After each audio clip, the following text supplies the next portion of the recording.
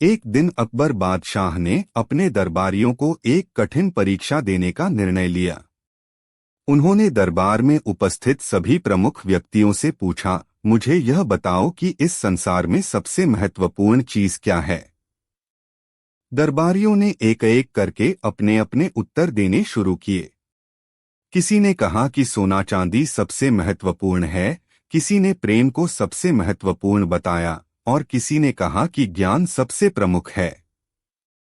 परंतु बादशाह सभी उत्तरों से संतुष्ट नहीं हुए और अंततः बीरबल से पूछा। बीरबल ने थोड़ी देर सोचा और फिर मुस्कुराते हुए बोले, जहां पनाह, मेरे विचार से इस संसार में सबसे महत्वपूर्ण चीज समय है।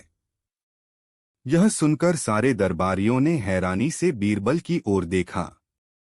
अकबर बादशाह ने भी थोड़ी उलझन से पूछा, समय, इसका क्या मतलब है? बीरबल ने उत्तर दिया, जहां पनाह, इस दुनिया में समय से बढ़कर कुछ भी नहीं है। समय के बिना कुछ भी संभव नहीं है। अगर हमारे पास समय नहीं है तो हम कुछ भी नहीं कर सकते।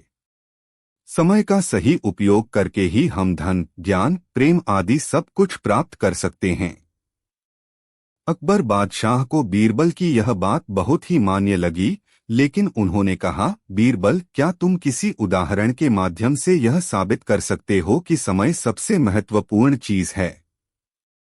बीरबल ने तुरंत हामी भरी और बोला, जहां पनाह, मैं एक छोटा सा प्रयोग करके यह साबित कर सकता हूं। मैंने आपके लिए एक नई घड़ी बनाई है और मैं चाहता हूं कि आप इसे देखें। बीरबल ने एक साधारण सी घड़ी पेश की और अकबर से कहा कि वे इसे ध्यान से देखें। उसने घड़ी में समय को थोड़ा थोड़ा बदल दिया और कुछ ही मिनटों में अकबर को इस बात का एहसास हो गया कि समय की महत्ता बहुत अधिक है। उस दिन के बाद से अकबर बादशाह को समय की असली कीमत का एहसास हुआ। उन्होंने समझा कि समय ही वह महत्वपूर्ण चीज है जिसकी मदद से हम जीवन में सफलता प्राप्त कर सकते हैं। बीरबल की इस कहानी से हमें यह शिक्षा मिलती है कि हमें अपने समय का सही उपयोग करना चाहिए और इसे बर्बाद नहीं करना चाहिए। समय की पाबंदी और उसका सही उपयोग ही हमें जीवन में सफलता की ऊंचाइयों तक ले जा सकता है। इस प्रकार बीरबल ने अपनी बुद्धिमत्ता और ज्ञान का प्रदर्शन करते हुए अकबर बादशाह को एक महत्वपूर्ण जीवन का सबक सिखाया। एक समय की बात है जब अकबर का दरबार अपने विभिन्न बुद्धिमान और कुशल दरबारियों के लिए प्रसिद्ध था। इनमें से सबसे प्रमुख था बीरबल। बीरबल की चतुराई और हाजिर जवाबी ने उन्हें अकबर के प्रिय मंत्रियों में से एक बना दिया था। अकबर के दरबार में हमेशा बीरबल की तारीफ होती थी, लेकिन कुछ दरबारी बीरबल की इस लोकप्रियता और महाराज के प्रति उनके नजदीकी संबंध से ईर्ष्या करते थे। उनमें से एक दरबारी ने बीरबल को नीचा दिखाने की ठानी और महाराज अकबर के पास अपनी योजना के साथ पहुंचा। एक दिन उस दरबारी ने अकबर से कहा, महाराज, बीरबल तो बहुत चतुर हैं, लेकिन क्या वे सचमुच हर किसी को खुश रख सकते हैं? अकबर को इस चुनौती ने सोचने पर मजबूर किया। उन्होंने बीरबल को दरबार में बुलाया और कहा, बीरबल, मैं चाहता हूं कि तुम मुझे बताएं कि क्या तुम हर किसी को खुश रख सकते हो। बीरबल मुस्कुराते हुए जवाब दिया, बेशक महाराज, लेकिन यह तो समय और परिस्थिति पर निर्भर करता है। अकबर ने सोचा, अगर बीरबल सच में इतना चतुर है तो यह परीक्षा उसके लिए मुश्किल नहीं होनी चाहिए। उन्होंने बीरबल को आदेश दिया, तुम्हें एक दिन के भीतर सभी दरबारियों को खुश करना होगा, वरना तुम्हें अपने पद से हटना पड़ेगा। बीरबल ने सहर्ष इस चुनौती को स्वीकार किया। बीरबल ने चिंतन करते हुए अपनी योजना बनाई। सबसे पहले उन्होंने दरबार में एक समारोह आयोजित करने की घोषणा की और सभी दरबारियों को आमंत्रित किया। हर कोई उत्सुकता से इस समारोह का इंतजार कर रहा था। समारोह के दिन बीरबल ने दरबार को सुंदर फूलों से सजवाया और एक बेहतरीन दावत का आयोजन करवाया। जैसे ही दरबार में सभी दरबारियों का आगमन हुआ, बीरबल ने व्यक्तिगत रूप से हर किसी का स्वागत किया और उनके साथ मित्रतापूर्ण वार्तालाप की। उन्होंने सभी दरबारियों की रुचियों और पसंद का ख्याल रखकर उनके प्रिय खाद्य पकवान तैयार करवाए थे। इसके बाद बीरबल ने हर किसी को एक एक कर बुलाया और उनसे उनकी इच्छा और इच्छाओं के बारे में पूछा। उन्होंने उनकी समस्याओं को ध्यान से सुना और तुरंत समाधान प्रदान किए। दरबारियों ने महसूस किया कि बीरबल वास्तव में उनकी भलाई के प्रति गंभीर हैं। समारोह के अंत में बीरबल ने सभी दरबारियों से पूछा कि क्या वे खुश थे। सभी दरबारी एक स्वर में बोले, हाँ बीरबल, तुम्हारे प्रयासों ने हमें बहुत प्रसन्न किया है। दरबारियों के चेहरे पर स्पष्ट तृप्ति का भाव देखकर अकबर बहुत प्रसन्न हुए। अकबर ने दरबारियों की सहमति के बाद बीरबल को बुलाया और कहा, तुमने साबित कर दिया है कि तुम सभी को खुश रख सकते हो। तुम्हारी चतुराई, विवेक और समझदारी ने तुम्हें मेरे प्रिय मंत्री बना दिया है। मैं तुम्हें बधाई देता हूँ। बीरबल ने सिर झुकाकर अकबर का धन्यवाद किया और कहा, महाराज, मेरी सफलता का राज आपकी कृपा और विश्वास है। आपकी सेवा करना ही मेरा सबसे बड़ा सम्मान है। इस कहानी से हमें यह सीख मिलती है कि अगर हम सभी की भावनाओं और आवश्यकताओं का सम्मान करें और उन्हें समझें, तो हम किसी को भी खुश कर सकते हैं। बीरबल ने अपनी बुद्धिमानी और धैर्य से सभी दरबारियों के दिल जीत लिए और साबित किया कि सच्ची सेवा और मेहनत से ही सफलता प्राप्त होती है। एक बार बादशाह अकबर ने पूछा, बीरबल, हमारी राजधानी में कितने ईमानदार हैं? ईमानदार अधिक हैं या बेईमान? जहां पनाह बेईमान अधिक हैं, बीरबल ने कहा। सिद्ध कर सकते हो? बिल्कुल। ठीक है, सिद्ध करो। दूसरे दिन बीरबल ने महल का हौज खाली करवा दिया और नगर में ढिंढोरा पिटवा दिया। आज रात को नगर का हर आदमी बादशाह के महल के हौज में एक एक घड़ा दूध डाले। सुबह होते ही बीरबल अकबर को हौज के पास ले गए। हौज को देखते ही बादशाह अकबर की आंखें खुली की खुली रह गईं। वे जोर से चिल्लाए, यह क्या है? हौज में दूध के बदले पानी। मेरे हुक्म का ऐसा अनादर! बादशाह अकबर गुस्से से लाल पीले हो गए। बोले, यह कैसे हो सकता है? बीरबल, ढिंढोरा पिटवाने में जरूर कोई भूल हुई होगी। लोगों के समझने में कोई भूल हुई होगी। लोग बादशाह के हुक्म का पालन न करें, ऐसा हो ही नहीं सकता। बीरबल ने शांतिपूर्वक अकबर से कहा, हुजूर, जैसा आप सोचते हैं ऐसा कुछ नहीं हुआ है। सच बात तो यह है कि सभी ने जानबूझकर हौज में दूध के बदले पानी डाला है। अकबर ने कहा, मैं कैसे मान लूं कि जैसा तुम कह रहे हो ऐसा ही हुआ होगा। हुजूर, मेरे साथ चलिए, अभी दूध का दूध और पानी का पानी हो जाता है। दोनों वेश बदलकर बाहर निकले। चलते चलते वे एक सेठ की हवेली पर पहुंचे। सेठ ने पूछा, कौन हैं आप?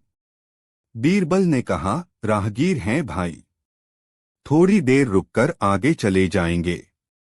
सेठ ने कहा, आइए, अंदर आ जाइए।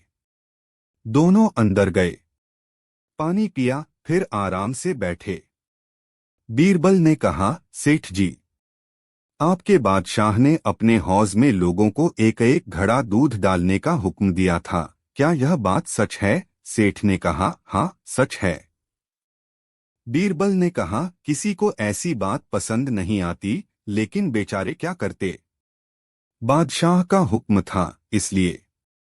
सेठ ने कहा, हुक्म देने वाला तो हुक्म देता है, पर मनुष्य में तो बुद्धि होती है न? बीरबल ने कहा, मतलब? सेठ ने बताया, देखिए, किसी से कहना मत, मैंने तो हौज में दूध के बजाय एक घड़ा पानी ही डाल दिया था। रात के अंधेरे में कौन देखता है कि घड़े के अंदर क्या है? फिर नगर के सारे लोग तो दूध डालने ही वाले थे, उसमें मैंने एक घड़ा पानी डाल दिया, तो क्या फर्क पड़ता है? अकबर और बीरबल सेठ से इजाजत लेकर रवाना हुए। इसी तरह वे 4-5 जगह और गए। सभी से एक ही बात सुनने को मिली कि हौज में सभी लोग दूध डालने वाले थे, पर अंधेरे में कौन देखता है कि घड़े में दूध है या पानी। यह सोचकर हर किसी ने हौज में दूध के बजाय पानी ही डाला था। बीरबल ने कहा, हुजूर, अभी और कहीं पता लगाने जाना है क्या? अकबर ने कहा, नहीं नहीं, इतना ही बहुत है। तुम सच कहते हो, सभी बेईमान गलत काम में एक हो जाते हैं, और खास तौर पर स्वार्थ साधने में। एक दिन तुर्किस्तान के बादशाह ने अकबर की बुद्धि की परीक्षा लेने का विचार किया। उसने एक दूत को पत्र देकर सिपाहियों के साथ दिल्ली भेजा। पत्र का आशय था, बादशाह अकबर, मुझे सुनने में आया है कि आपके भारतवर्ष में कोई ऐसा पेड़ पैदा होता है जिसके पत्ते खाने से मनुष्य की आयु बढ़ जाती है। यदि यह बात सच्ची है तो मेरे लिए उस पेड़ के थोड़े से पत्ते भेज दें। बादशाह अकबर पत्र को पढ़कर विचारमग्न हो गए। फिर बीरबल से राय करने के बाद सिपाहियों सहित उस दूत को एक सुदृढ़ किले में बंद करवा दिया। इस प्रकार कैद हुए उनको कई दिन बीत गए। एक दिन बादशाह अकबर बीरबल को लेकर उनके पास पहुंचकर बोले, तुम्हारा बादशाह जिस वस्तु को चाहता है वह मैं तब तक उसे नहीं दे सकता जब तक कि इस सुदृढ़ किले की 1-2 ईंट न ढह जाएं। उसी वक्त तुम लोग आजाद किए जाओगे। इतना कहकर बादशाह चले गए, परंतु कैदियों की चिंता और बढ़ गई। वे अपने मुक्त होने का उपाय सोचने लगे। कुछ देर तक वे इसी चिंता में डूबे रहे। अंत में ईश्वर वंदना करने लगे, हे भगवान, क्या हम इस बंधन से मुक्त नहीं किए जाएंगे? क्या हमारा जन्म इस किले में बंद रहकर कष्ट भोगने के लिए हुआ था? आप दीनानाथ हैं, आप हम असहायों की भी सुध लीजिए। जैसे जैसे उन्हें अपने मुक्त होने की आशा क्षीण होती गई, वैसे वैसे वे नित्य परमेश्वर से उस किले से मुक्ति के लिए प्रार्थना करने लगे। ईश्वर की दयालुता जग जाहिर है। एक दिन बड़े जोरों का भूकंप आया और किले का कुछ भाग धराशायी हो गया। दूत ने बादशाह के पास किला टूटने की सूचना भेजी। बादशाह को अपना वचन स्मरण हो आया। वे उस दूत को उसके साथियों सहित दरबार में बुलाकर बोले, आपको अपने बादशाह का आशय विदित हो गया और अब उसका उत्तर भी तुमने समझ लिया है। यदि न समझा हो तो सुनो। तुम लोग गिनती में केवल 100 हो और तुम्हारी आह से ऐसा सुदृढ़ किला ढह गया। फिर जहां हजारों मनुष्यों पर अत्याचार हो रहा हो, वहां के बादशाह की आयु कैसे बढ़ेगी, बल्कि दिनों दिन घटती जाएगी और शीघ्र ही लोगों की आह से उसका पतन हो जाएगा। हमारे राज्य में अत्याचार नहीं होता।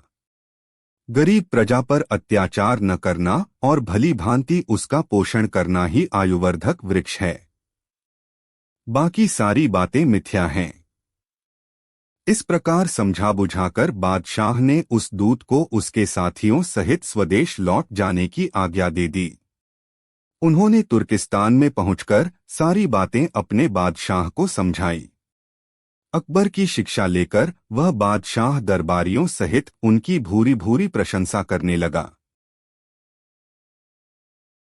एक बार बीरबल और अकबर दरबार में बैठे थे।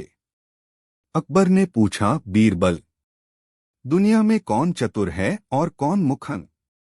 जहां पना, मेरी समझ में तो मुल्ला मूर्ख होते हैं और बनिए चतुर। सिद्ध करो। ठीक है। बीरबल ने उसी समय दरबार में एक नाई को बुलाया। साथ ही एक मुल्ला को भी बुलवा लिया। मुल्ला सहमा हुआ था। चीरबल बोले, मुल्ला जी, बादशाह सलामत को आपकी दाढ़ी चाहिए। इसकी मुँह मांगी कीमत दी जाएगी, जितना चाहो मांग लो। बोलो, क्या कहते हो? ठीक है सरकार। जैसी जहां पनाह की इच्छा, सहमकर मुल्ला जी ने कहा। वह तो दरबार में बुलावे के नाम से ही बुरी तरह भयभीत था। दाढ़ी देने की बात सुनकर उसने सोचा कि सस्ते में ही छूट रहा हूं, इसलिए वह फौरन राजी हो गया। कीमत बोलो, बीरबल ने पूछा। क्या कीमत दी जाए आपकी दाढ़ी की? डरते डरते मुल्ला बोला, 10 रुपए दिलवा दे सरकार। बीरबल ने उसे 10 रुपए दिलवाकर नाई को इशारा किया। नाई ने झट उसकी दाढ़ी मूंड दी। उसके बाद आदेश मिलते ही मुल्ला वहां से 9-2-11 हो गया और मन में सोचा, जान बची तो लाखों पाए। उसके बाद बीरबल ने एक बनिए को बुलाया और उससे बोले, देखो, जहां पनाह को तुम्हारी दाढ़ी चाहिए। इसके बदले जो कीमत मांगोगे मिलेगी। हुजूर, मैं बड़ा गरीब आदमी हूँ, बनिया अपनी लंबी दाढ़ी पकड़कर गिड़गिड़ाया। इसमें अमीर गरीब की बात नहीं है। दाढ़ी की कीमत बोलो और दो। बीरबल गुर्राए, अगर इनकार करते हो तो। नहीं नहीं दीवान जी, इनकार कैसा? मगर सरकार, बात यह है कि जब मेरी माँ मरी थी तो यह दाढ़ी मुड़वाई थी और 20,000 खर्च हो गए थे। ठीक है, तुम्हें 20,000 दिए जाते हैं। बीरबल ने उसे 20,000 रुपए देकर नाई को इशारा किया। नाई ने आगे बढ़कर काटने के लिए जैसे ही दाढ़ी पकड़ी, बनिए ने उसके गाल पर एक तमाचा जड़ दिया और बोला, नामाकूल, अदब से पेश आ। अब ये बादशाह सलामत की दाढ़ी है। यह सुनते ही बादशाह अकबर क्रोधित हो उठे। अरे बदतमीज, खुद को बादशाह कहता है। सिपाहियों, इसे धक्के मार कर दरबार से निकाल दिया जाए। सिपाहियों ने फौरन उसे बाहर धकेल दिया। कुछ देर बाद जब बादशाह अकबर का मूड ठीक हुआ तो बीरबल बोले, देखा जहांपना, बनिया कितना चतुर निकला। दाढ़ी भी ले गया और 20,000 रुपए भी ले गया। बादशाह अकबर मुस्कुराकर रह गए। दो मित्र थे, रामलाल और श्यामलाल। रामलाल गरीब और सीधा था, श्यामलाल लालची और बेईमान। एक बार रामलाल को परदेश जाना पड़ा। वह अपना सारा कीमती सामान श्यामलाल के पास रखवा गया ताकि सुरक्षित रहे। वर्ष भर बाद वह वापस आया और श्यामलाल से अपना सामान मांगा, मगर बेईमान श्यामलाल ने सामान देने से साफ इनकार कर दिया। रामलाल ने उसकी बड़ी मिन्नत की मगर वह नहीं पसीजा। अंत में दुखी होकर रामलाल बीरबल के पास पहुंचा और सारी बात बताई। बीरबल ने पूरी बात सुनकर कहा, तुम 2 दिन बाद जाकर अपना सामान मांगना और न देने पर उसे धमकाना कि मैं दीवान जी के पास जा रहा हूं। रामलाल बेचारा अपने घर चला गया। इधर बीरबल ने दूसरे दिन श्यामलाल को बुलवाया। उसकी अच्छी आवभगत की, फिर कहा, श्यामलाल जी, जहांपनाह एक नई अदालत खुलवाना चाहते हैं जहां हिंदुओं के मुकदमे सुने जाएं। बादशाह सलामत ने मुझे उस अदालत के लिए न्यायाधीश चुनने की जिम्मेदारी सौंपी है। काफी सोचने समझने के बाद मैंने सोचा है कि क्यों न तुम्हारा नाम बादशाह को सुझाऊं।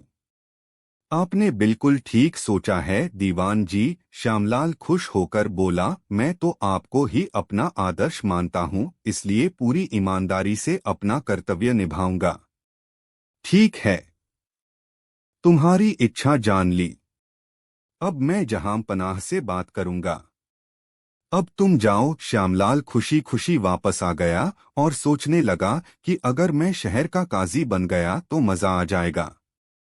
अभी घर पहुंचा ही था कि रामलाल आ धमका। उसने फिर अपने सामान का तगादा किया। इस बार भी श्यामलाल ने उसे धमका दिया। ठीक है, अब भी अगर तुम मेरा सामान वापस नहीं करते तो मैं दीवान जी के पास जाता हूं। रामलाल ने कहा, अब वही इंसाफ करेंगे। कहकर रामलाल जाने को हुआ तो श्यामलाल ने लपककर उसके पांव पकड़ लिए। अरे तेरे यार, क्यों नाराज होकर जाता है?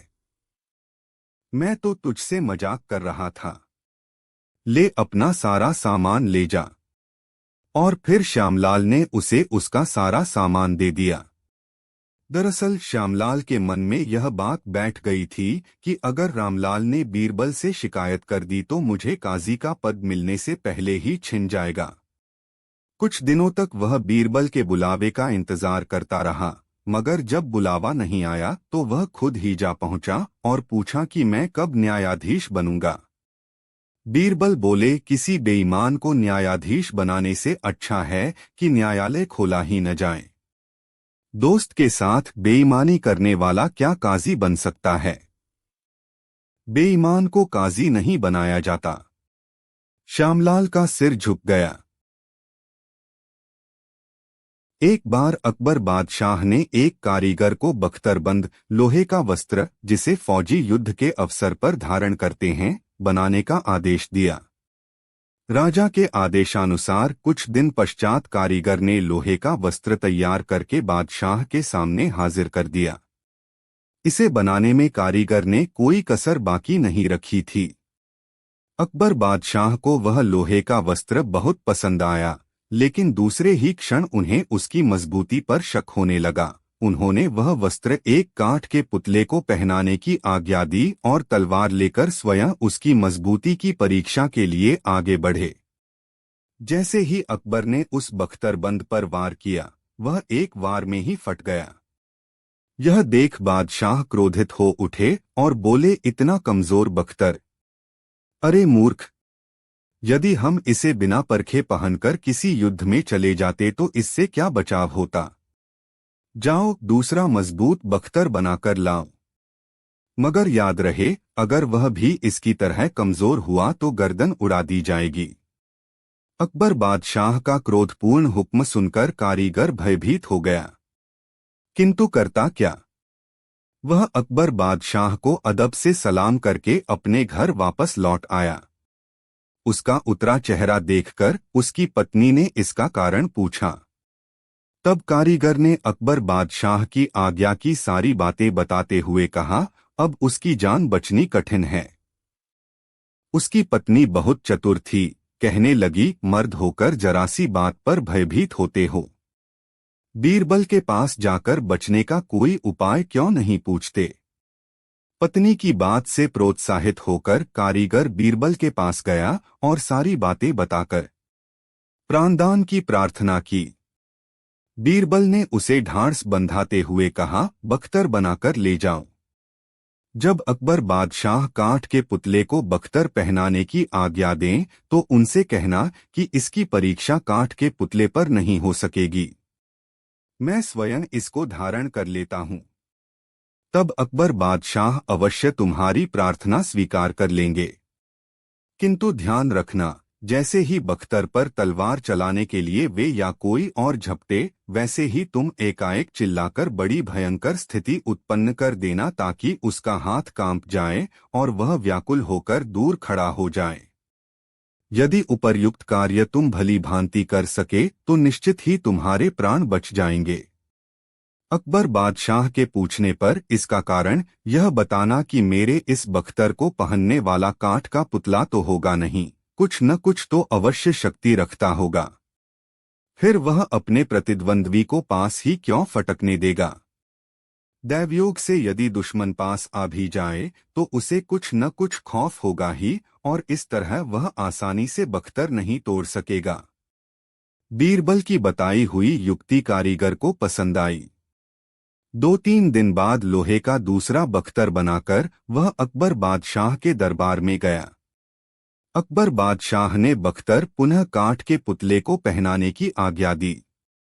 कारीगर ने बीरबल की बताई हुई बात को दोहराकर अकबर बादशाह से प्रार्थना की कि उसी के बदन पर इस बख्तर की परीक्षा हो। अकबर बादशाह ने उसकी प्रार्थना स्वीकार कर ली और एक चतुर सिपाही को होशियारी से तलवार चलाकर बख्तर की परीक्षा लेने की आज्ञा दी। सिपाही ने जैसे ही तलवार चलाने को उठाई, वैसे ही बड़े जोर से कड़क कर कारीगर सिपाही की तरफ लपका। सिपाही की तलवार उठी की उठी रह गई और वह भयभीत होकर दूर जा खड़ा हुआ। अकबर बादशाह ने कारीगर से ऐसा करने का कारण पूछा। कारीगर तो कारीगर ही था, वह भी बीरबल का सिखाया हुआ। बातों में कैसे चूकता? उसने बीरबल के कथनानुसार ही अकबर बादशाह को जवाब दिया। अकबर बादशाह यह सुनकर बोले, कारीगर, यह बात तो ठीक ही है। परंतु सच सच बताओ, किसने तुम्हें यह सलाह दी? तब कारीगर ने सच्ची बात भरे दरबार में कह दी। बीरबल की चतुराई से अकबर बादशाह तथा सभी दरबारी अत्यधिक प्रसन्न हुए। अकबर बादशाह के एक शाहजादे की शहर के एक प्रतिष्ठित साहूकार के लड़के से घनिष्ठ मित्रता थी। वह सारा दिन अपने मित्र के साथ सैर-सपाटा किया करता था। दोनों कोई कामधाम भी नहीं करते थे। इसीलिए अकबर बादशाह तथा साहूकार को यह मित्रता पसंद नहीं थी। दोनों ही चाहते थे कि इनकी मित्रता टूट जाए ताकि दोनों ही किसी कामधंधे में ध्यान लगाएं। इन दोनों की मित्रता कैसे भंग हो, इस विषय पर एक दिन बादशाह विचार कर रहे थे, तभी बीरबल वहां पहुंच गए। उन्हें देख अकबर बहुत खुश हुए और पास बैठाकर बोले, साहूकार के पुत्र तथा शाहजादे की दोस्ती किसी न किसी तरह से छुड़ानी चाहिए। मेरे विचार से तुम ही इस काम को कर सकते हो। अकबर बादशाह का हुक्म पाकर बीरबल बोले, जहांपना, हुक्म जारी कीजिए कि आज शाहजादा तथा साहूकार पुत्र दोनों एक साथ दरबार में उपस्थित हों। अकबर बादशाह ने ऐसा हुक्म जारी कर दिया। दोनों मित्र नियत समय पर दरबार में उपस्थित हुए। कुछ देर तक तो इधर-उधर मन बहलाव की बातें होती रहीं। जब बीरबल ने देखा कि अब शाहजादे का मन यहाँ नहीं लग रहा है, तो उन्होंने उसके साहूकार मित्र के पास जाकर उसके कान में फुसफुसाकर कुछ कहा। बात साफ नहीं थी, आठ साहूकार का लड़का कुछ नहीं समझ पाया। इसके पश्चात बीरबल ने शाहजादे के मित्र को संबोधित करके चेतावनी दी, ध्यान रहे, यह बात बिल्कुल गुप्त रखी जाए। अपने इष्ट मित्रों से भी तुम इसकी चर्चा मत करना। बीरबल की इस चेतावनी को सभी उपस्थित लोगों ने सुना। इसके बाद दरबार दूसरे दिन के लिए उठ गया। दरबार से निकलने के पश्चात शाहजादे ने मित्र से पूछा, बीरबल ने तुम्हारे कान में क्या कहा था? साहूकार पुत्र शाहजादे को कुछ नहीं बता सका। आखिर कोई बात बीरबल कहते या वह समझता तो बताता भी। इससे शाहजादे को कुछ शंका उत्पन्न हुई। वह बोला, मित्रवर, आज आपने यह नया तरीका खूब अपनाया है। नहीं दोस्त, बिल्कुल नहीं। बीरबल ने तो मुझसे कुछ कहा ही नहीं, केवल कान के पास मुंह ले जाकर कुछ अस्पष्ट सा फुसफुसाया और खुलेआम यह कहा कि जो बात मैंने तुमसे कही है, इस बात को गुप्त रखना। साहूकार मित्र ने शाहजादे को समझाने वाले अंदाज में कहा, लेकिन शाहजादे को उसकी बात पर विश्वास नहीं हुआ। उसने सोचा उसका मित्र सब कुछ जानते हुए भी बता नहीं रहा है। शाहजादे के दिल में संशय पैदा हो गया। धीरे धीरे दोनों के दिलों में एक दूसरे के प्रति अविश्वास का गहरा पर्दा खिंच गया। दोनों की घनिष्ठ मित्रता आखिर भंग हो गई। फिर हमेशा के लिए दोनों मित्रों का मन एक दूसरे से हट गया। वे अपने अपने काम काज देखने लगे। साहूकार को भी यह मित्रता भंग हो जाने से बड़ी खुशी हुई। अकबर बादशाह बीरबल की चतुराई से अत्यधिक प्रसन्न हुए और सदा की तरह बीरबल को इस कार्य के लिए भी पुरस्कृत किया। एक बार बादशाह अकबर ने एक तोता खरीदा। तोता बड़ा ज्ञानी था, बड़ी अच्छी अच्छी बातें करता था। बादशाह ने उसकी देखभाल के लिए एक आदमी नियुक्त कर दिया और उसे सख्त हिदायत दी कि अगर तुम्हारी लापरवाही से तोता मर गया और यह खबर तुम मेरे पास लेकर आए तो तुम्हें फांसी पर चढ़ा दिया जाएगा। नौकर तनमन से तोते की सेवा करने लगा, मगर इसे वक्त की मार ही कहेंगे कि इतनी अच्छी देखभाल के बाद भी तोता मर गया। अब तो तोते का रखवाला बड़ा घबराया। उसके पसीने छूटने लगे। वह जानता था कि इधर उसने बादशाह अकबर को जाकर तोते के मरने की खबर सुनाई, उधर बादशाह ने उसके लिए फांसी का हुक्म जारी किया। सुबह से दोपहर हो गई। वह रोता रहा और अपनी किस्मत को कोसता रहा। अचानक उसे बीरबल का ख्याल आया तो वह उछलकर खड़ा हो गया और कुछ ही पलों बाद बीरबल के पास जा पहुंचा। उसने जाते ही बीरबल के पांव पकड़े और बोला, रक्षा, हुजूर रक्षा।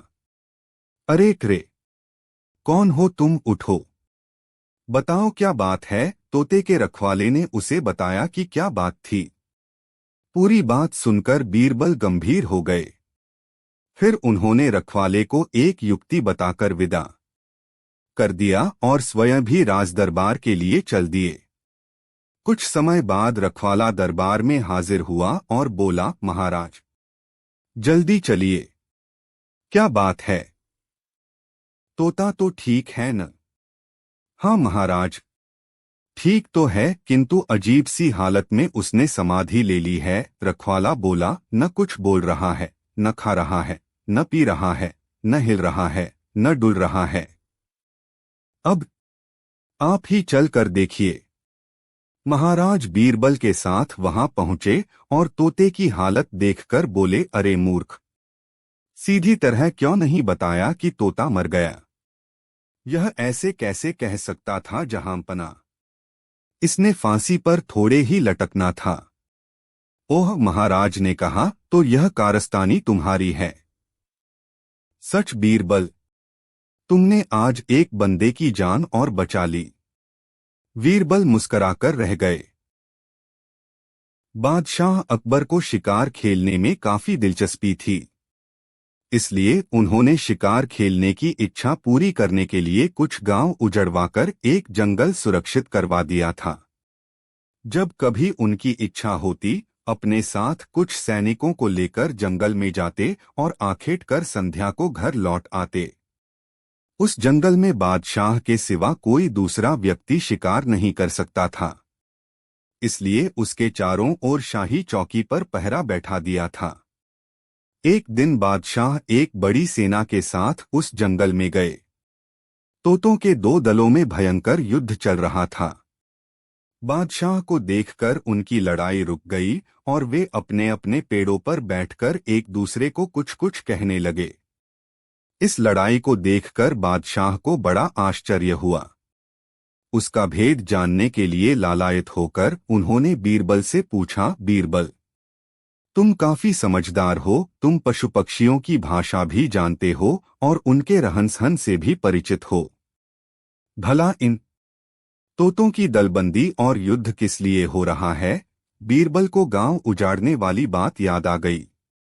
उन्होंने इस मौके से लाभ उठाने की कोशिश की। वे बोले, गरीब परवर, इसका उत्तर कुछ कड़वा है। अगर आप नाराज न हो तो मैं कह दूं। इसमें नाराज होने की क्या बात है? बादशाह ने कहा। महाराज, इन दोनों दलों में से एक लड़की वालों का और दूसरा पक्ष लड़के वालों का है। दोनों समधी दहेज के लेन देन पर झगड़ रहे हैं। लड़के का बाप कहता है कि दहेज में 40 जंगल दो। लड़की का पिता कहता है कि इस समय इतने जंगल मेरे पास नहीं हैं। ईश्वर की इच्छा होगी तो आगे चलकर इस कमी की पूर्ति कर दूंगा, क्योंकि हमारे बादशाह को शिकार खेलने का बड़ा शौक है। अभी तो इतने ही जंगल को सुरक्षित किया है, आगे चलकर बहुत से गांवों को उजाड़कर जंगलों में बढ़ोतरी की जाएगी। तब तुम मुझसे 40 की जगह 50 जंगल ले लेना। गरीब परवर, ये पक्षी इस बात के लिए लड़ रहे हैं। यद्यपि बीरबल की उपरोक्त बातें कल्पित थीं, फिर भी बादशाह पर उनका प्रभाव पड़ा। उनका मन शिकार खेलने की तरफ से पलट गया। शिकार के शौक के लिए जितने गांव उजाड़े गए थे, उन्हें हुक्म देकर फिर बसवा दिया। एक बार बीरबल बीमार हो गए, इसलिए वह बहुत दिनों तक दरबार में नहीं जा सके। बादशाह को भला उनके बिना चैन कहाँ था। हालांकि वे हरकारों को भेजकर सुबह शाम बीरबल की खैरियत पता करवाते रहते थे, लेकिन इससे उन्हें संतोष नहीं मिलता था। वे चाहते थे कि या तो बीरबल उनके पास हो या वे बीरबल के पास जाएं। किंतु कामकाज में उलझे होने के कारण उन्हें अवकाश नहीं मिल पा रहा था। मगर एक दिन दरबार का काम निपटाकर वह बीरबल के घर जा पहुंचे। आंगन में बीरबल की बेटी मिली। अकबर ने सोचा कि बीरबल तो चतुर है, मगर क्या उसके बच्चे भी इतने ही चतुर हैं? चलो आज लगे हाथ बीरबल की बेटी की परीक्षा लेते हैं।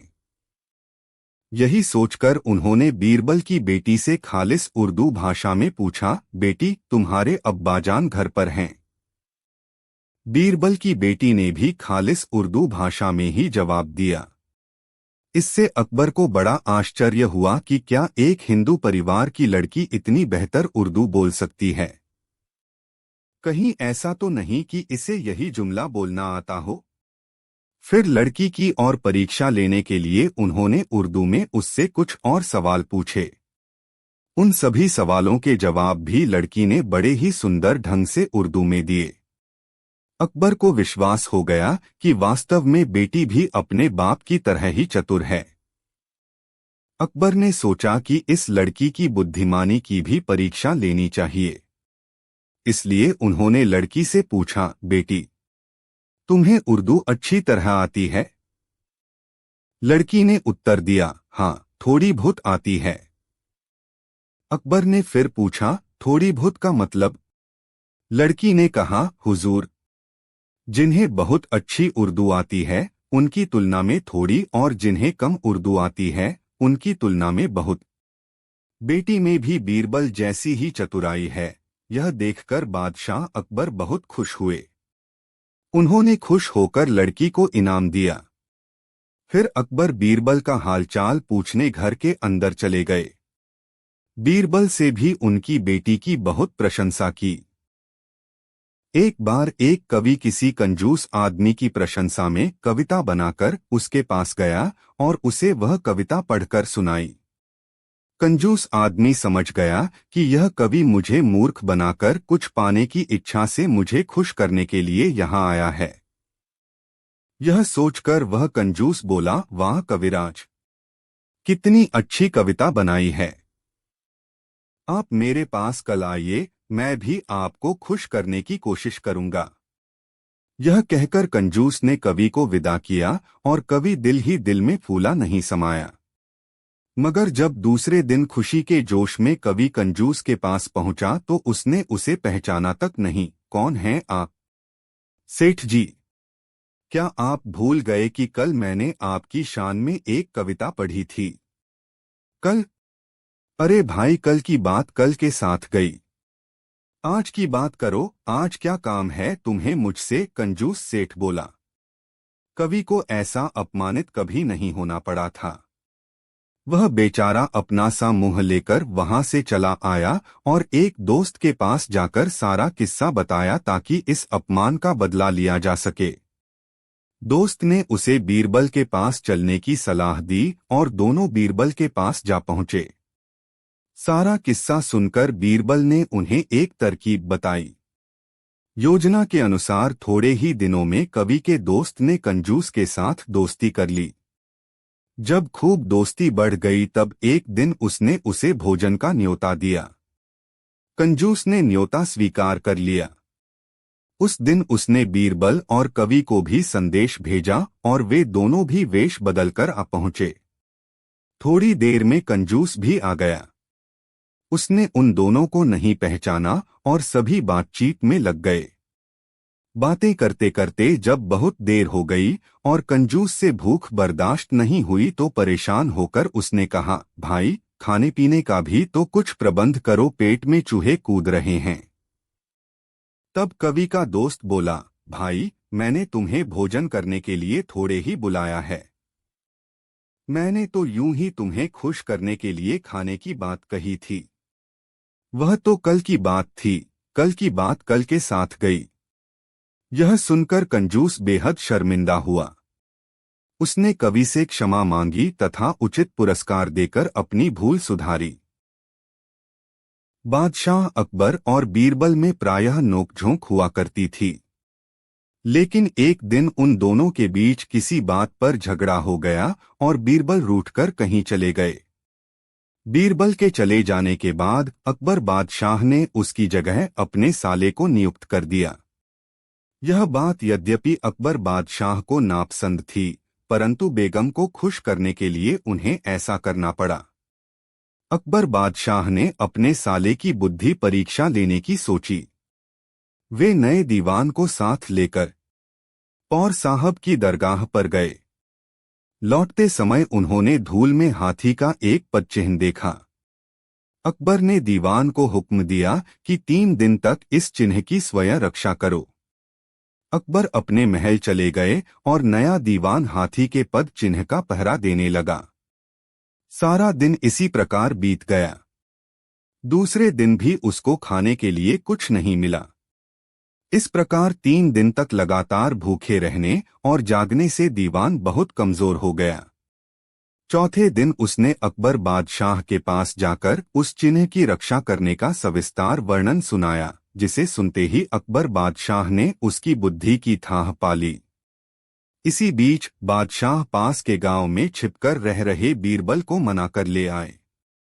नए वजीर ने दीवानी छोड़ दी और बीरबल पुनः दीवान बना दिए गए। अब अकबर ने उस पदचेन की निगरानी का जिम्मा बीरबल को सौंप दिया। बीरबल ने हाथी के उस पैर के बीच एक खूंटी गड़वा दी और 100 मीटर रस्सी लेकर चारों दिशाएं नापने लगे। लोगों ने पूछा तो वे बोले कि इस जगह की हिफाजत करना है, इसलिए 100 मीटर के दायरे में आने वाले सभी मकान तोड़े जाएंगे।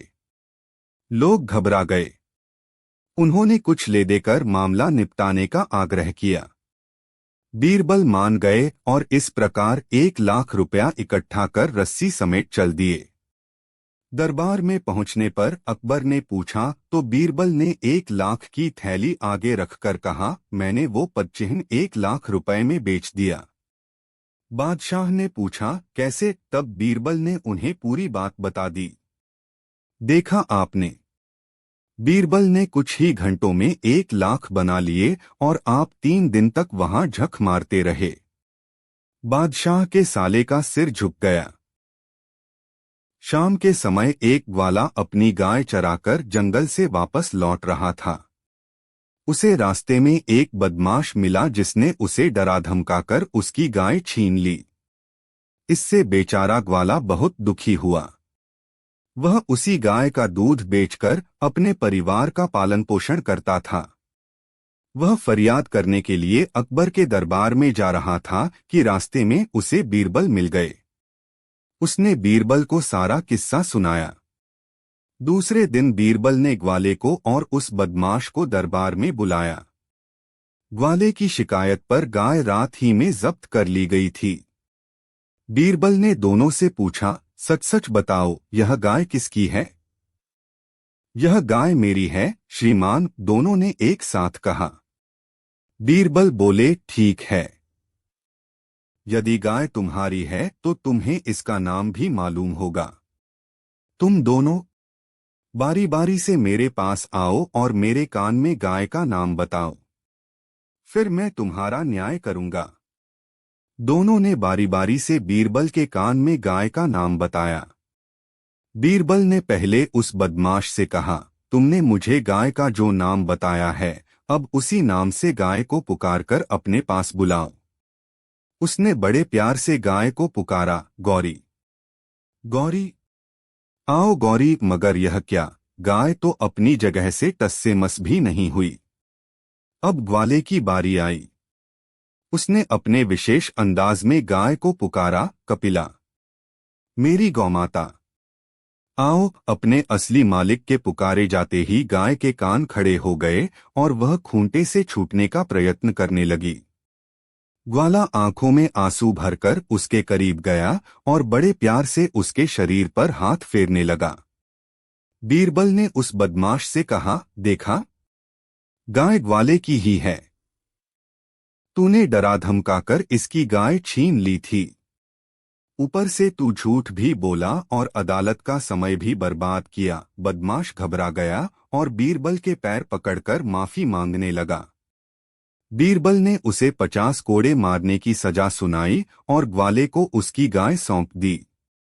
ग्वाला अपनी गाय लेकर बीरबल को दुआएं देता खुशी खुशी अपने घर चला गया और बादशाह अकबर ने भी बीरबल की प्रशंसा की।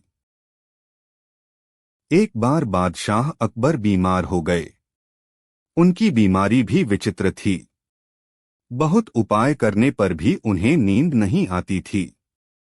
वैद्य और हकीम भी उपचार करते करते थक गए थे। एक दिन चीन से एक हकीम आया। उसने बादशाह की जांच की और एक युक्ति बताई। उसने कहा, आप रोज रात को सोते समय एक लंबी कहानी सुना कीजिए, इससे आपको नींद आएगी और धीरे धीरे आपका रोग मिट जाएगा। अकबर ने कहा, रोज रोज मुझे कहानी कौन सुनाएगा? बीरबल ने कहा, चिंता की कोई बात नहीं है, दरबारी तो हैं ही।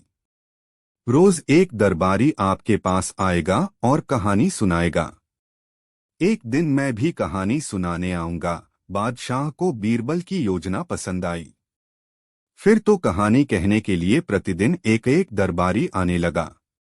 लेकिन यह युक्ति सफल नहीं हुई। दरबारी कहानी कहते कहते थक जाते, लेकिन बादशाह को नींद न आती। जागते रहते। दरबारी भी कहानी कहते कहते थक जाते और अंत में वे स्वयं ही ऊँघने लगते। एक दिन बीरबल की बारी आई। बीरबल ने कहानी कहना शुरू किया। एक था जंगल। फिर बादशाह ने कहा, जंगल में एक झोंपड़ी थी। उसमें किसान अपने परिवार के साथ रहता था।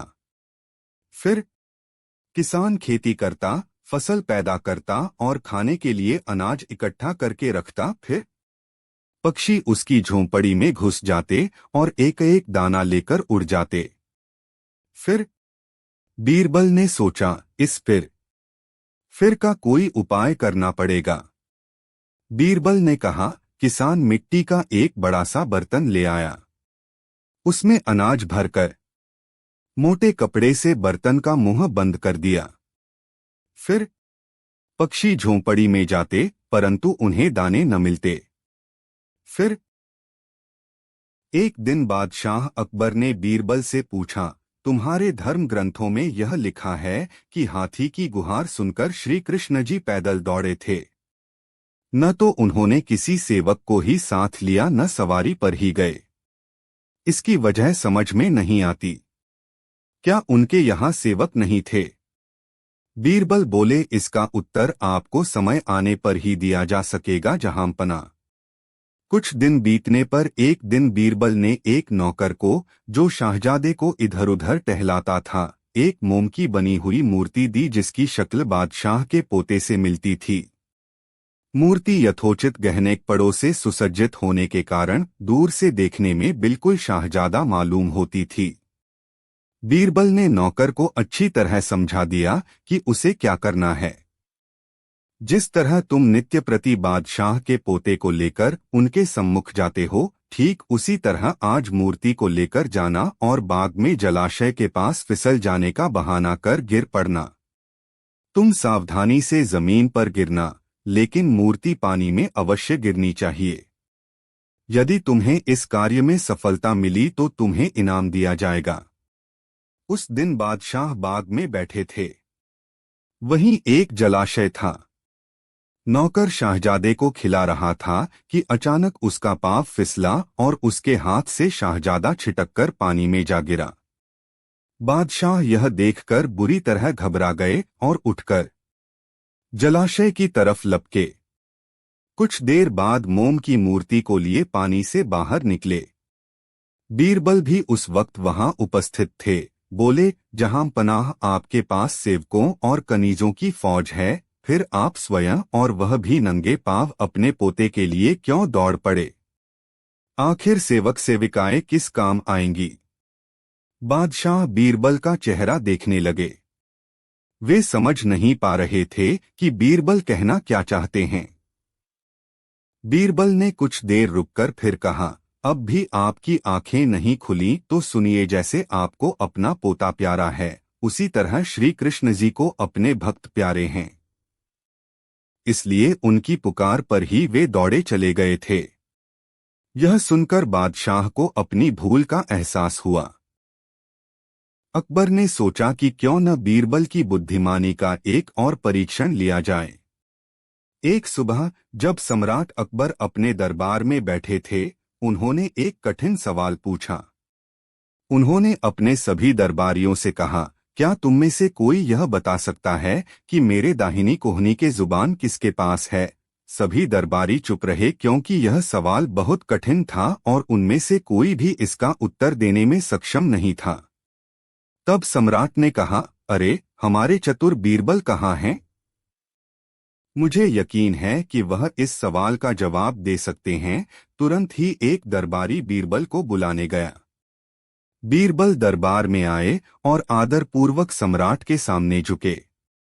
सम्राट ने बीरबल से पूछा, बीरबल, मुझे बताओ कि मेरे दाहिनी कोहनी का जुबान किसके पास है? बीरबल ने थोड़ा सोचा और तुरंत जवाब दिया, जहांपना, आपके दाहिनी कोहनी का जुबान आपके बाईं कोहनी के पास है।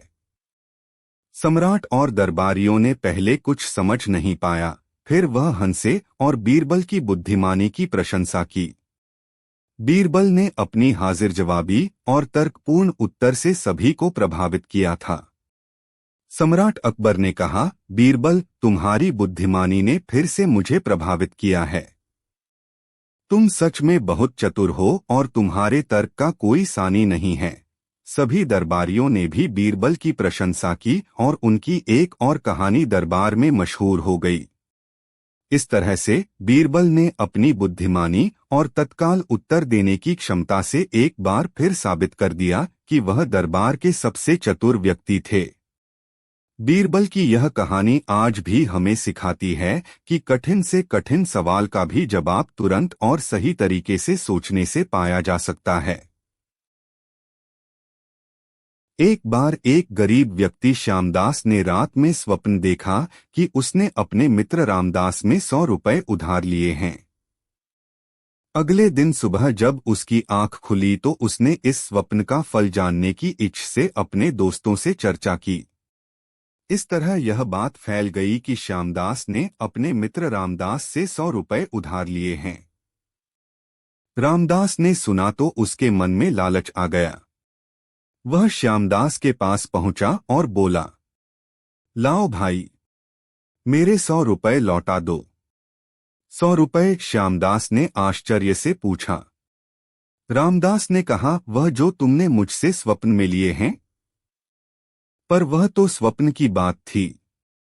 बात स्वप्न की हो या हकीकत, जब तुमने स्वीकार कर लिया है तो रुपया तुम्हें देना ही होगा, नहीं तो इसके लिए मुझे बादशाह के दरबार में शिकायत करनी होगी। रामदास बोला। श्यामदास तो इतना गरीब था कि उसने 100 रुपए सिर्फ स्वप्न में देखे थे, भला इतने रुपए कहाँ से देता। बादशाह के पास मुकदमा पहुंचा। गवाहियां पक्की थीं।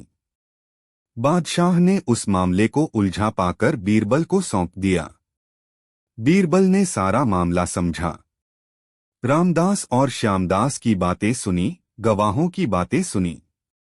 उसके पश्चात बीरबल ने गिनकर 100 रुपए रामदास के सामने एक थैली में रख दिए। उस थैली को एक दर्पण के सामने इस तरह रखा कि थैली का पूरा प्रतिबिंब दर्पण में पड़ता रहे। तत्पश्चात दर्पण की ओर इशारा करके बोले, अब तुम अपने रुपए उठा लो। भला दर्पण में दिखने वाले रुपयों को कैसे लिया जा सकता है? रामदास आश्चर्य से बोला। स्वप्न भी तो प्रतिबिंब होता है, फिर स्वप्न में उधार लिया गया रुपया कैसे लौटाया जा सकता है? बीरबल ने जवाब दिया, तुमने झूठा अभियोग लगाकर श्यामदास, गवाहों तथा अदालत का समय बर्बाद किया है। इसके फलस्वरूप तुम पर 10 रुपए जुर्माना किया जाता है, ताकि नसीहत रहे और आइंदा कोई ऐसा न करे। बीरबल के न्याय की सर्वत्र प्रशंसा हुई। बादशाह भी संतुष्ट हुए। रामदास को रोते कल्पते हुए जुर्माना अदा करना पड़ा। लालची आदमी ऐसी ही सजा का हकदार होता है। एक बार सभी वजीरों ने सोचा कि बीरबल की बेइज्जती करेंगे। इसके लिए उन्होंने योजना भी बना ली कि बीरबल को क्या कहना है और बादशाह अकबर को सारी बात बताकर मजाक करने की इजाजत भी ले ली। हालांकि बादशाह ने बहुत समझाया कि तुम्हें मुंह की खानी पड़ेगी, मगर वे नहीं माने। कुछ देर बाद जब बीरबल दरबार में आए तो मुल्ला दो प्याजा ने अपने स्थान से उठकर कहा, बीरबल जी, आपके लिए एक खुशखबरी है। क्या? बीरबल ने पूछा। बादशाह ने आपको सुअर, गधों और कुत्तों का अफसर बना दिया है, क्यों साथियों? हाँ, सभी दरबारियों ने एक स्वर में कहा। इस पर बीरबल ने कहा, बहुत खूब, तब तो आपको भी मेरी आज्ञा में रहना पड़ेगा। यह सुनते ही अकबर बादशाह हंस पड़े और मुल्ला दो प्याजा सहित सभी ने लज्जित होकर अपने सिर झुका लिए। अकबर बीरबल से तरह तरह के अजीबोगरीब प्रश्न पूछा करते थे। कुछ प्रश्न ऐसे भी होते थे जो वह बीरबल की बुद्धि की परीक्षा लेने के लिए पूछते थे। एक बार बादशाह अकबर बीरबल से बोले, बीरबल, इस दुनिया में कोई अमीर है, कोई गरीब है, ऐसा क्यों होता है? सब लोग ईश्वर को परमपिता कहते हैं। सभी आदमी उनके पुत्र ही हुए। पिता अपने बच्चों को हमेशा अच्छा और खुशहाल देखना चाहता है। फिर ईश्वर परमपिता होकर क्यों किसी को आराम का पुतला बनाता है और किसी को मुट्ठी भर अनाज के लिए दर दर भटकाता है? आखिर उसने सभी को समान क्यों नहीं बनाया? आलमपनाह, अगर ईश्वर ऐसा न करे तो दुनिया की गाड़ी चल ही नहीं सकती। वैसे तो दुनिया में 5 पिता कहे गए हैं। इस नाते आप भी अपनी प्रजा के पिता हैं। फिर आप किसी को 1000, किसी को 500, किसी को 50, तो किसी को सिर्फ 5-7 रुपए ही वेतन देते हैं, जबकि 1 महीने तक आप सभी से सख्ती से पूरा काम लेते हैं। ऐसा क्यों? सभी को एक ही नजर से क्यों नहीं देखते? और फिर अगर ईश्वर सभी को बादशाह बना देता तो सेवकों का काम कौन करता? बीरबल कौन बनता? बादशाह कोई भी जवाब नहीं दे सके, उल्टे सोच में पड़ गए। अकबर की चतुराई और सूझबूझ के किस्से अब देश विदेश तक फैल चुके थे। लोग उनको सूझबूझ की प्रशंसा करते। कुछ लोग उनका इम्तिहान तक लेने आ चुके थे। मिस्र के बादशाह ने भी बीरबल की चतुराई की बड़ी प्रशंसा सुनी तो उसने सोचा कि मैं बोरबल की चतुराई की परीक्षा लूंगा, देखूं तो सही कि वह कितना चतुर है। आथ उसने अकबर को पत्र लिखा और बीरबल को मिस्र भेजने की प्रार्थना की। अकबर ने बीरबल को मिस्र भेज दिया। मिस्र के मंत्री ने बड़े जोर शोर से बीरबल का स्वागत किया। फिर उसने बीरबल को शाही मेहमान खाने में ठहरा दिया और कहा, आप कल दरबार में आएं। वहां बादशाह से आपकी मुलाकात होगी। बीरबल तो पहले ही समझ चुके थे कि उन्हें यहाँ अकारण नहीं बुलाया गया है। अवश्य हो दाल में कुछ काला है। हो न हो कल बादशाह के दरबार में उनका इम्तिहान लिया जाएगा। मगर बीरबल भला ऐसी परिस्थितियों से कहाँ घबराने वाले थे। उन्होंने देवी का स्मरण किया और पांव फैलाकर सो गए। सुबह उठकर स्नानादि से निवृत्त होकर वे बैठे ही थे कि उन्हें दरबार में ले जाने के लिए मंत्री आ पहुंचा। बीरबल दरबार में पहुंचे तो उन्होंने वहां 5-5 बादशाह बैठे देखे। सभी एक जैसे, जरा सा भी फर्क नहीं। बीरबल समझ गए कि ये लोग मेरा इम्तिहान ही लेना चाहते हैं। बीरबल ने बड़े ध्यान से उन 5 बादशाहों को देखा, उनका अच्छी तरह निरीक्षण किया। अंत में वह एक बादशाह के सामने पहुंचे और उनका अभिवादन किया। बादशाह को बहुत आश्चर्य हुआ। उन्होंने बीरबल से पूछा, मैं हो असली बादशाह हूं, यह तुम्हें कैसे मालूम हुआ? बीरबल ने कहा, जहांपना, जो नकली बादशाह थे वे अपने आप को असली बादशाह जताने के लिए तरह तरह की चेष्टाएं कर रहे थे। वे नजरें बचाकर आपकी ओर देखते रहे थे, परंतु आपको ऐसा करने की आवश्यकता ही नहीं थी, इसलिए आप स्थिर बैठे हुए थे। इस प्रकार मैंने फौरन आपको पहचान लिया। बीरबल की चतुराई से मिस्र का बादशाह बहुत खुश हुआ।